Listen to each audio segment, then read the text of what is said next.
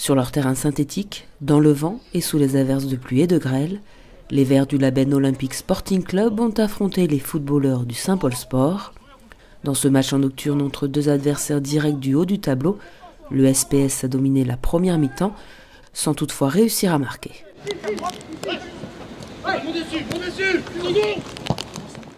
On n'a pas eu trop de chance face au but. On a 3 ou 4 cases claires, je pense.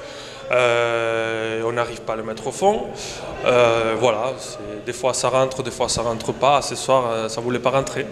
La première mi-temps, c'est ce que je leur dis dans les vestiaires quand on rentre à la pause. On n'est pas du tout au marquage, on est loin, donc on les laisse jouer. Vu que c'est des bons joueurs en face, donc on a beaucoup moins la possession de balle. Donc on a rectifié ça à la mi-temps un petit peu. Et on a vu qu'en seconde mi-temps, on arrivait à se créer plus d'occasions. Et eux, un peu moins. Donc dommage qu'on n'a pas été serein pour pouvoir les marquer. Après avoir fait le dos rond en première mi-temps, les Labennais se sont montrés plus offensifs en seconde période, sans plus de succès que leurs adversaires. Après 75 minutes de jeu, le score était toujours nul, jusqu'à un coup de pied arrêté pour les Saint-Paulois, qui leur a permis d'ouvrir la marque et de remporter la victoire.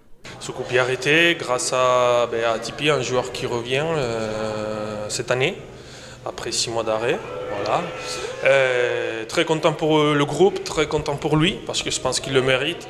Tout ce qu'il fait sur le terrain, il s'est donné à fond, il est un exemple à suivre.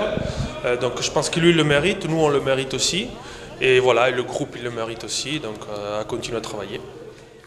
Défait à domicile, le LOSC se maintient à la 4e place de la poule, avec un match de plus que ses poursuivants. Il n'y a pas forcément d'objectif, mais bon, c'est vrai que si on pouvait finir dans les 2 premiers, ça serait pas mal.